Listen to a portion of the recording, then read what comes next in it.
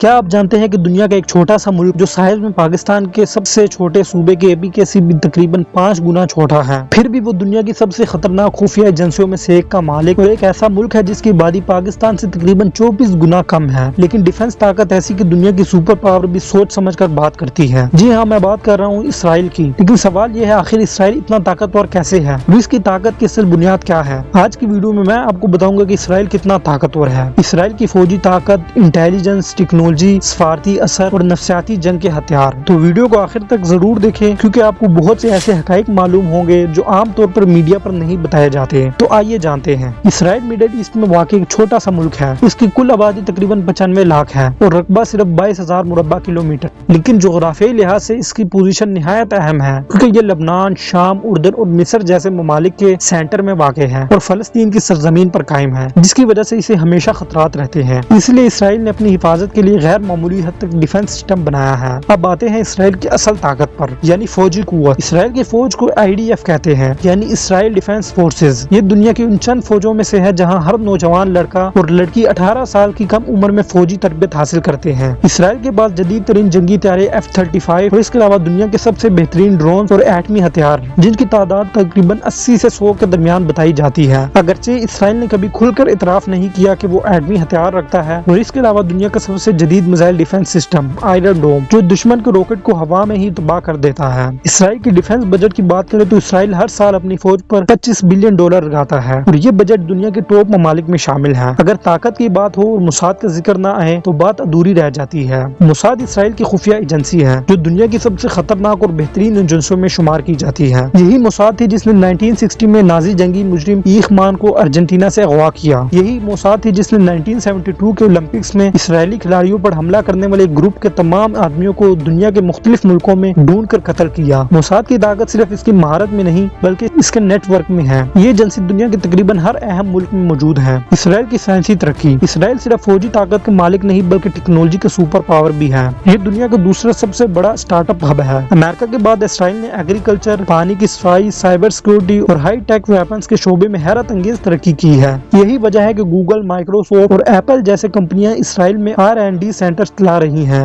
یعنی R&D centre وہ جگہ جہاں کمپنیاں نئی ٹیکنالوجیز بناتی ہیں، سافٹ ویئر اور ہارڈ ویئر پر نئے تجربے کرتی ہیں، اپنی پروڈکٹس کو بہترین بناتی ہیں، اور اس کے علاوہ اسرائیلی یونیورسٹیوں اور انسٹیٹیوٹ میں ہر سال ایسی ٹیکنالوجیز بنتی ہیں جو دنیا کو حیران کر دیتی ہے۔ اسرائیل کے سفارتی اثر پر بات کریں تو اسرائیل کی سب سے بڑی طاقت اس کا امریکہ سے دوستی ہے۔ ہر سال امریکہ اسرائیل کو تقریباً $4 ارب کی فوجی امداد دیتا ہے۔ یونائٹڈ نیشن میں اگر کوئی ملک اسرائیل کے خلاف قرارداد پیش کرے تو ویٹو پاور کے ذریعے امریکہ اسے روک دیتا ہے۔ یورپ، برطانیہ اور کئی مغربی ممالک بھی اسرائیل کی قریبی اتحادی ہیں، چاہے وہ فوجی میدان ہو، ٹیکنالوجی ہو یا انٹیلیجنس۔ اسرائیل کی سائبر وار اور نفسیاتی جنگ۔ آج کی دنیا میں جنگ صرف بندوق سے نہیں لڑی جاتی، سائبر حملے، میڈیا کنٹرول اور پروپیگنڈا بھی ہتھیار ہے، اور اسرائیل ان میں کھلاڑی ہے۔ اسرائیل نے ایران کے نیوکلیئر پلانٹ کو سائبر وائرس اسٹیک نیٹ کے ذریعے نقصان پہنچایا۔ اسرائیل کا میڈیا لوبی نیٹ ورک دنیا بھر کی میڈیا پر اثر انداز ہوتا ہے۔ ہالی ووڈ، سوشل میڈیا اور مغربی سیاست میں اسرائیلی بیانیہ مضبوط ہے۔ اب بات کرتے ہیں اسرائیل کی کمزوریوں کے بارے میں۔ اسرائیل کے گرد